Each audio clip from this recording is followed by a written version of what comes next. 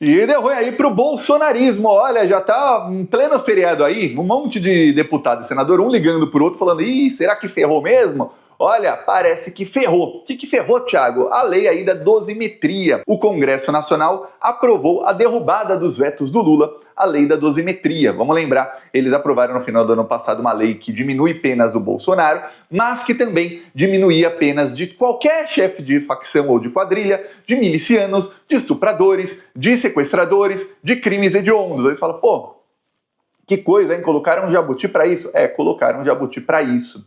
E aí, o que aconteceu? Logo depois, o governo Lula, com muita pressão da sociedade, e olha, toda vez que a sociedade começa a pressionar, a gente ganha as batalhas no Congresso Nacional. É por isso que eu falo, ó, muita gente diz, Thiago, você vai ser candidato, você vai continuar no Plantão Brasil e tudo mais, se você for eleito. É óbvio que eu vou, vamos ampliar aqui a comunicação, tanto no Plantão Brasil como nas outras redes. Por quê? Porque quanto mais... Minha opinião, o trabalho mais importante do parlamentar é mobilizar as pessoas, usar o poder de parlamentar para mobilizar as pessoas para conseguir as mudanças que a gente quer no Brasil. Não adianta chegar lá e falar, não, ó, eu vou aqui fazer um projeto de lei que é bom, mas se ninguém aprovar seu projeto de lei, não adianta. Não adianta falar, ó, eu sou um voto a mais por uma causa que é nobre. Tá, mas se você é um voto a mais e você não mobiliza para que a sociedade pressione os políticos da direita para eles votarem junto, não adianta. Quando a gente mobilizou pelo imposto de renda gratuito para a classe média, conseguimos, até o bolsonarismo foi obrigado a votar a favor. Quando a gente mobilizou no PL antifacção, conseguimos, e aquela mobilização foi crucial para a derrota que está sofrendo hoje o bolsonarismo. Por quê? Porque aquela lei fez com que penas de chefes de facção, de crimes hediondos, aumentasse. Aí você fala, tá, Thiago, o que isso tem a ver com o veto do Lula e com a dosimetria? Vou te explicar, e aí você vai ver como o argumento jurídico aí da extrema-direita foi por espaço e como agora o Supremo Tribunal Federal, Alexandre de Moraes deve estar rindo à toa, o Supremo Tribunal Federal tem a faca e o queijo na mão para anular aí a derrubada dos vetos ao Lula. O que aconteceu? O PL da dosimetria diminuía essas penas. O PL antifacção, que já foi aprovado e sancionado, aumenta essas penas. Tá, e aí? E aí que o Lula vetou aquilo, e aí logo depois foi aprovado isso. Começamos uma mega briga nas redes sociais essa semana, e eu falei, o Davi Alcolumbre vai apanhar porque eu sei que eu vou começar a bater nele, e eu comecei. Por quê? Porque a dosimetria também diminuía a pena para todos esses crimes. E aí começou uma pressão enorme, enorme. E aí nas redes sociais só se falava disso. Aí chegou. O que fez o Davi Alcolumbre no meio do dia? Ele falou, não, nós vamos votar aqui ele é o presidente do Congresso, né? Nós vamos votar aqui a derrubada do veto do presidente da República, mas tirar esse veto aqui, a parte que diminui as penas aí das facções e tudo mais. Ou seja, tirou essa parte. E derrubou o veto sobre todo o resto. Ou seja, ele ficou com aquela desculpa perante a sociedade de que, ó, eu não tô diminuindo pena para sequestrador, para estuprador, etc, etc. Não tô. Eu tirei essa parte aqui da votação. Só que a Constituição não prevê derrubada parcial de vetos. Ou derruba o veto inteiro do Lula, ou não derruba nada. Não existe precedente, e a Constituição não prevê isso, de você pegar o veto de um presidente e falar, olha, vou fatiar. Essa parte do veto eu vou derrubar, essa aqui deixa. Esse aqui pode deixar vetado, não tô nem aí. Mas esse aqui eu vou derrubar. Não. Ou se derruba o veto do presidente integral, ou não derruba nada. E aí eles fatiaram, né? Por quê? Porque precisavam dar uma resposta à sociedade. Olha, o vídeo que eu fiz denunciando tem mais de 1 milhão de visualizações já no Instagram, tem aí quase 1 milhão no Facebook. Se contar as contas todas onde foi publicado, já passou de 1 milhão. Já tem mais de 300 mil no Twitter. E olha, 300 mil no Twitter é muita coisa para um vídeo assim aparecendo. E aí, o que aconteceu? Isso é só um vídeo, só que todo mundo começou a falar disso. O termo Congresso Inimigo do Povo ainda é o primeiro aí nas redes sociais, o mais falado. Aí você fala, pô, caramba, ficaram pressionados, foram obrigados a fazer isso. Só que eles não sabiam que estavam cometendo o seu maior erro, porque, de repente, agora sabem que a votação foi inconstitucional. Para piorar para ele, o Lula apareceu e brilhou na televisão. O Lula fez um lindo discurso, aí de 5, 6 minutos, em homenagem ao Dia do Trabalhador. E aí, em determinado momento do discurso, olha só o que diz o Lula. Eu vou mostrar aqui um trechinho do Lula, vai. Minhas amigas e meus amigos, os obstáculos que temos pela frente são enormes. Cada vez que damos um passo adiante para melhorar a vida do povo brasileiro, o sistema joga contra. O andar de cima, os bilionários, a elite que só pensa em manter privilégios às custas do povo. Se dependesse do sistema, nem a escravidão teria sido abolida no Brasil. Aí você vê, se dependesse do sistema, nem a escravidão teria sido abolida. Aí defendeu o fim da escala 6x1, mas você vê que já tá batendo aí no chamado sistema. Tá aí, tô sentindo falta do Lula batendo no Congresso Nacional. Falei até para alguns outros influenciadores, falei, olha, se o Bolsonaro tivesse um ministro evangélico ainda, reprovado pelo Senado, o próprio Bolsonaro ia aparecer lá, né? Talvez não assim, né? Ele colocava geralmente numa mesa o celular. Ele ia aparecer fazendo um escarcéu, ele ia fazer um escândalo. A base bolsonarista ia se inflamar de uma maneira que é você jogar querosene numa fogueira, ia se inflamar, ia ser uma loucura. Ia acusar de intolerância religiosa, ia acusar de tudo que você puder imaginar, porque qual é a estratégia deles? Eles usam todos os argumentos. Aí quem quiser bate nesse, quem quiser bate nesse, quem quiser bate nesse, quem quiser usa 2, 3, um combo de vários argumentos para bater nos rivais dele. E o Lula, bom, ele fez lá o pronunciamento do dia 1º de maio, excelente pronunciamento, mas o Lula não apareceu. Não apareceu. Até o momento, aí a gente imagina que o Lula pode colocar o Jorge Messias como ministro da Justiça, vai ser uma retaliação muito boa. Já se falar ali de demitir todos os indicados do Alcolumbre e dos outros traidores de cargos do governo, já falar ali de romper geral. Tem a turma do Deixa Disso que fala, pô, mas ano eleitoral a gente vai desfazer algumas alianças importantes que precisamos. Aí você vê, então não pode retaliar muito bem. Só que cadê o Lula aparecendo para detonar? Não teve isso. Se ele fizesse, a base de esquerda ia estar em polvorosa no feriado e no final de semana. Que é justo quando parte ali das pessoas tá mais descansando, até no Centrão, Centrão que é a direita, né?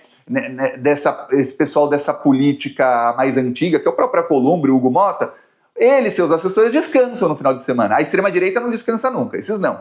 Aí é a hora de fazer uma onda, uma tsunami pra cima deles. Mas não teve, infelizmente essa parte aí não teve. Mas o que parece é que o governo está disposto a manter aí acesa aí a chama do Congresso inimigo do povo, de ir pra cima do Congresso até o momento eleitoral. Por quê? Porque esse foi o único momento no ano passado em que o Lula melhorou um pouco a sua parou de cair a sua aprovação e melhorou um pouquinho sua aprovação, que foi justo antes do Trump começar os ataques ao Brasil. Aí quando o Trump começou a atacar a soberania nacional, aí o Lula ganhou um fôlego ali, melhorou bem a sua aprovação, caiu a reprovação e tudo mais. Mas o único momento, fora o fator externo, em que o Lula melhorou foi quando ele estava batendo no Congresso Nacional. Era isso. E eu sei porque eu estava na linha de frente, a Globo fez matéria de capa me atacando, o Metrópolis fez matéria de capa me atacando, o Estadão, o UOL, todos me atacaram, porque eu era o que mais puxava isso aí nas redes sociais. Só que em determinado momento, simplesmente eu vi que eu estava sozinho, porque parece que o governo dá uma ordem pra gente que trabalha ali, são assessores ali, trabalham com o governo, fala, parem, agora queremos paz com o Congresso Nacional. Eu, Thiago, fico com as palavras do Alexandre de Moraes, que a apaziguação com esse tipo de pessoa, você está dando passo atrás e não existe apaziguamento aí, apaziguação não, apaziguamento com um fascista, não existe. E o chamado Centrão, eles têm um pé e meio no fascismo. Eles roubam dinheiro público juntos, eles cometem vários crimes juntos, eles podem não ter o discurso fascista na essência como tem o bolsonarismo, mas eles são cúmplices e comparsas deles em quase tudo o que fazem. Então, eles são ali parte do alvo também. O alvo é a extrema-direita, mas a direita que está contra o trabalhador, está contra o Brasil e está a favor da extrema-direita, também é alvo. Eles só não estão contra a extrema-direita quando os Estados Unidos sancionam o Brasil, aí eles vêm porque os empresários que mandam neles têm ali risco de correr prejuízo, aí eles ficam, opa, peraí. Mas na primeira oportunidade, pode ser uma semana depois, eles abraçam a extrema-direita de novo para cometer crimes juntos. Essa é a verdade aí. E aí agora, dessa vez, cometeram um erro crasso. Por quê? Porque vão recorrer ao Supremo Tribunal Federal contra a derrubada dos vetos aí do Lula, dosimetria, e o Supremo Tribunal Federal vai poder falar, olha, essa votação foi inconstitucional. Ou você refaz a votação do jeito que era, ou seja, do jeito que é o correto, que é derrubar o veto inteiro do Lula, e aí vocês vão ter que ter o ônus de ter diminuído pena aí para bandido, e aí o Supremo Tribunal Federal vai falar que é inconstitucional porque você está diminuindo pena para bandido, ou essa votação vai ser anulada. Então, é isso aí que já alguns ministros, como Gilmar Mendes e Alexandre de Moraes, já deixaram aí no ar. E aí, em Brasília, não mais em Brasília, né? Nos celulares, porque os parlamentares hoje não estão em Brasília. Nos celulares, os parlamentares falam assim, caramba, e agora? Deu ruim aí. Já estão preparando uma nova narrativa anti-STF. Só que o o STF está no momento, com ataques de parte da própria esquerda e ataques aí da imprensa lavajatista, o STF está no momento que está meio acuado ali alguns ministros. Porém, as atitudes do Gilmar Mendes, não sei se isso vai durar e se isso vai fazer com que outros ministros também façam o mesmo que ele está fazendo. Mas as atitudes do Gilmar Mendes mostram que os ministros vão dobrar a aposta. Vão falar o quê? Nananina não, vocês não vão ficar atacando a gente assim não. Isso não vai ficar impune, esse tipo de ataque. Nananina não, vai riscar uma linha e falar, daqui vocês não passam. Que é o que o Supremo Tribunal Federal deveria ter feito desde dezembro, quando começaram as fake news contra o Alexandre de Moraes. Eu ter riscado a linha e falar, ó, lavajatismo aqui de novo não. Pois bem, veremos aí qual será a reação, mas tem uma outra coisa também, tá? Tem vários juristas que dizem aí que, olha, uma lei é inconstitucional se essa lei visa beneficiar ou prejudicar determinadas pessoas ou determinados grupos de pessoas, ou seja, uma lei direcionada para alguém. E a lei da dosimetria, ela é direcionada a um determinado grupo de pessoas. Não é uma lei que parlamentares falaram, olha, eu vou dar um exemplo, você pega uma lei e fala, olha, é obrigatório que todas as cidades tenham ali rampas de acesso para as pessoas que usam cadeira de rodas ou alguma coisa assim. Você fala, nossa, é para um grupo de pessoas? Não, por quê? Porque qualquer pessoa pode um dia quebrar a perna e precisar usar cadeira de rodas temporariamente, ou pode sofrer um acidente, alguma coisa, precisar, ou ter alguma doença e precisar usar. Então qualquer pessoa pode ser beneficiada por essa lei. Então não é para um grupo de pessoas.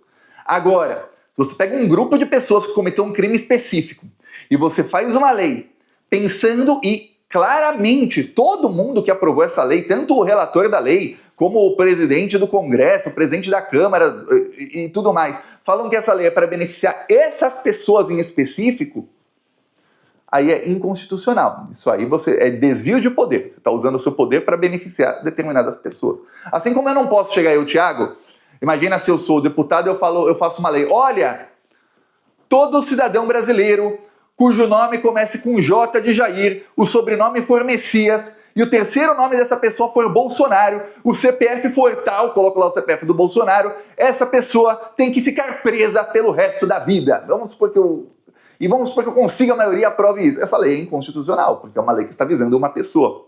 Nesse caso é bem específico. Mas, se você está visando determinado grupo de pessoas, e você fala que essa lei é para beneficiar essas pessoas, novamente é desvio de poder. Um é um bem escancarado, o outro também é bem escancarado, se você for pensar. Então, já tem todos os motivos aí para o Supremo Tribunal Federal impor aí uma derrota ao Alcolumbre, que vai ficar o quê? Está sendo achincalhado nas redes sociais, está sendo achincalhado por todo mundo, já tem aí um movimento bem forte para impedir que os candidatos dele sejam eleitos senadores, e até no governo também do Amapá.